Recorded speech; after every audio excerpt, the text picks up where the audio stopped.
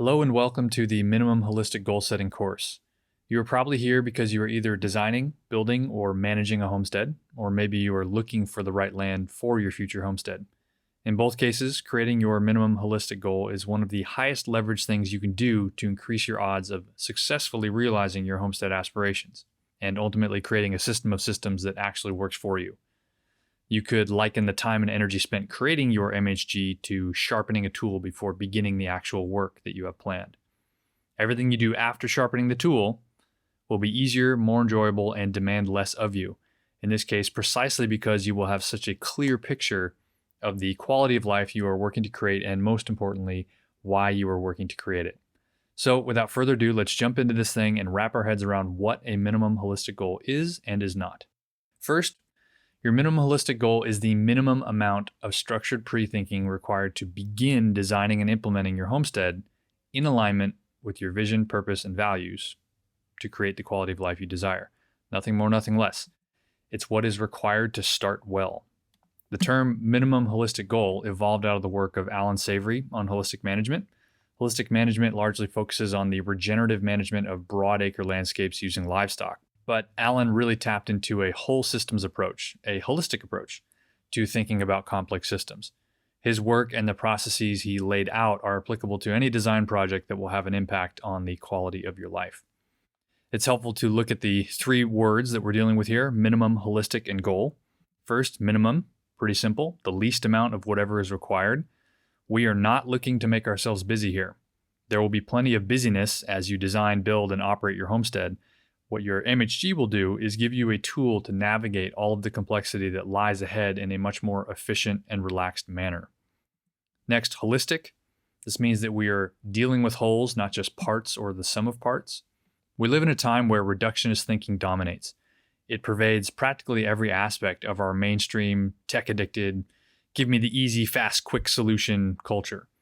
A reductionist paradigm is all about breaking a thing down into its component parts, and then determining the function of each part in isolation from the whole, and from those inferences then extrapolating about how the whole functions.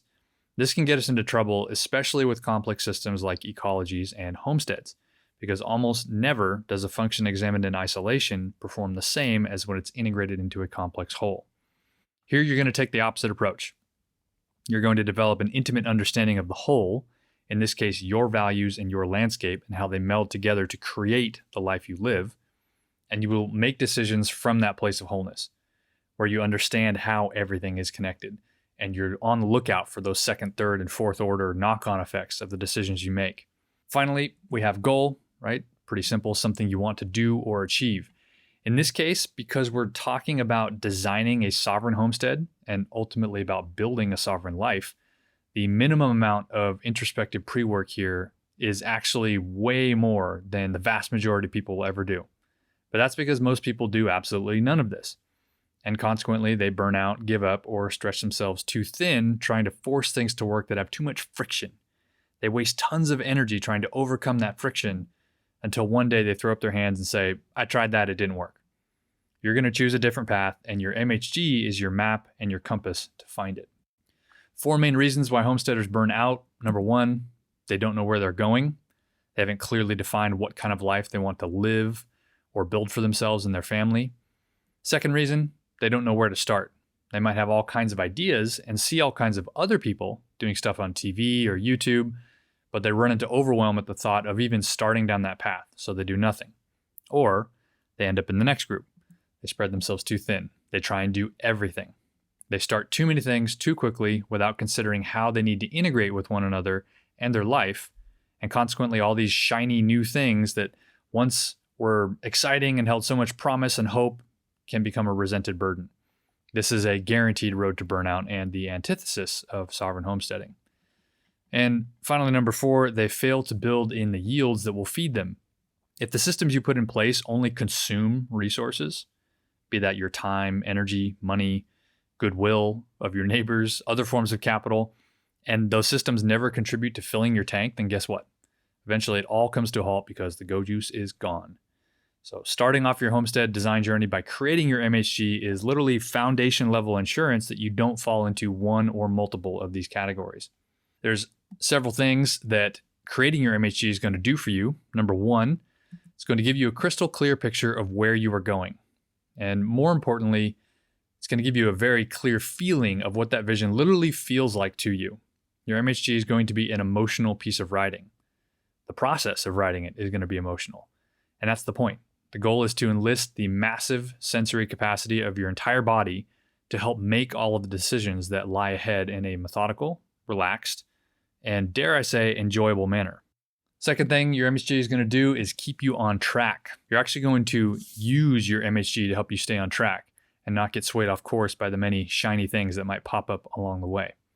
You'll do this in two ways, consciously with the 7 decision tests that I'll lay out after you've created your MHG, and you'll do it subconsciously by attuning your mind and heart to the vibration of your highest, most authentic vision for your life and how your homestead needs to function and what it needs to produce in order to support that vision for your life. Third thing it's going to do is make it easy to know how and where to start. Once you're clear on where you want to go and what is most important to you to live your best life, it becomes so easy to say no to so many things that once would have distracted you.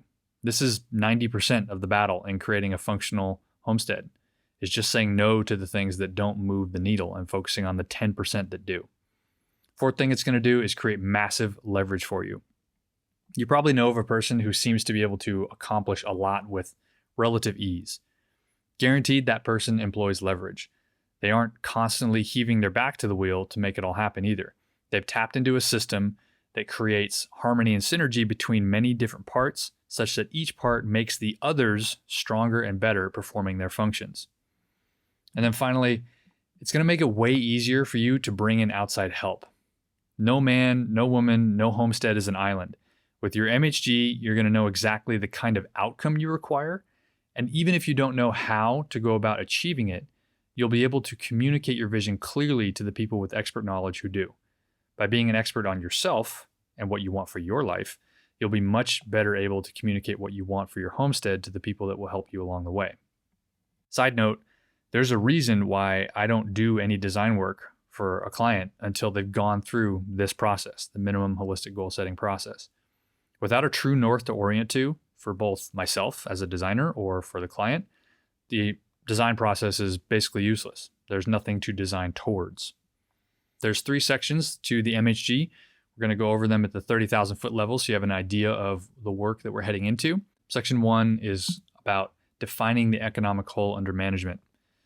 In section 1, there's 3 separate parts. The first of which is you need to clearly define who are the decision makers and what are their powers.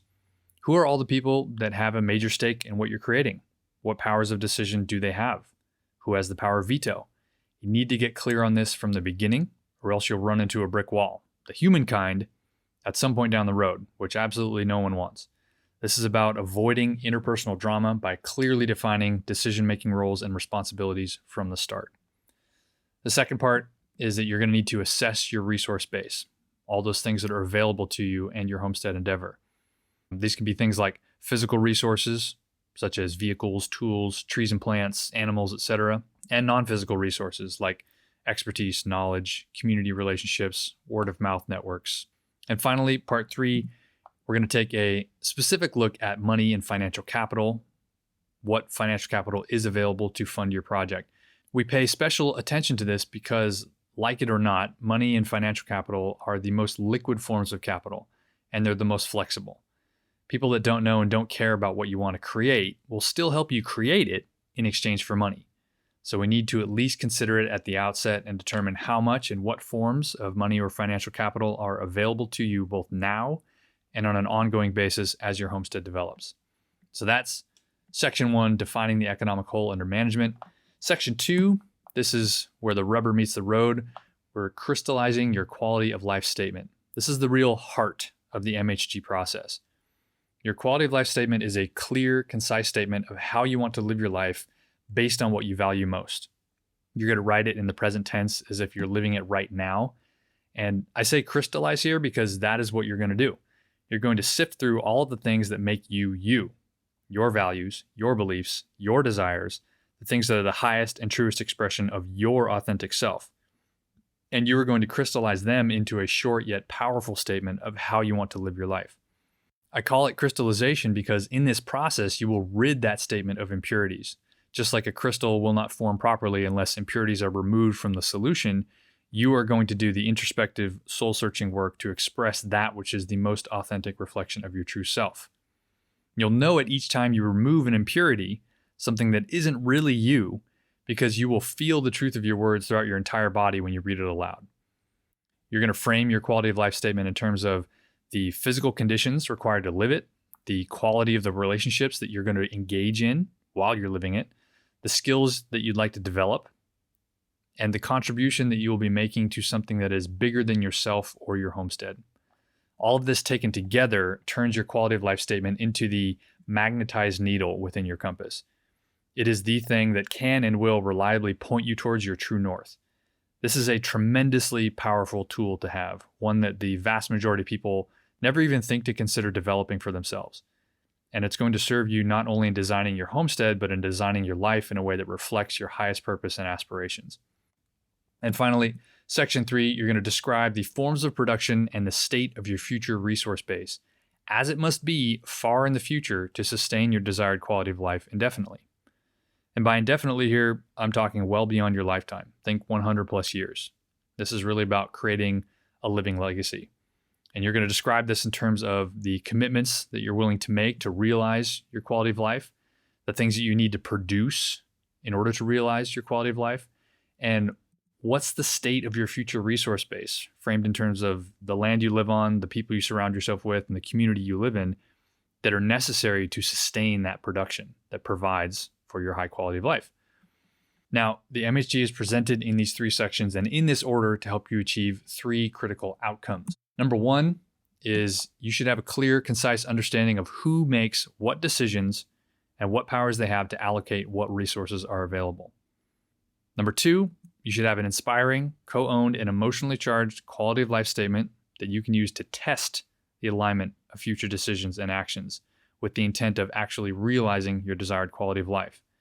You will use this to discern what deserves your limited time, energy, and resources to actually move the needle and create more freedom in your life. And finally, 3, you need to know in general terms, at a high level, what you must produce, who you need to work with, and the human community you need to surround yourself with in order to realize your desired quality of life. Okay, that's enough introduction. I will see you in the next video where we dive into the nitty-gritty of Section 1, defining the economic whole under management.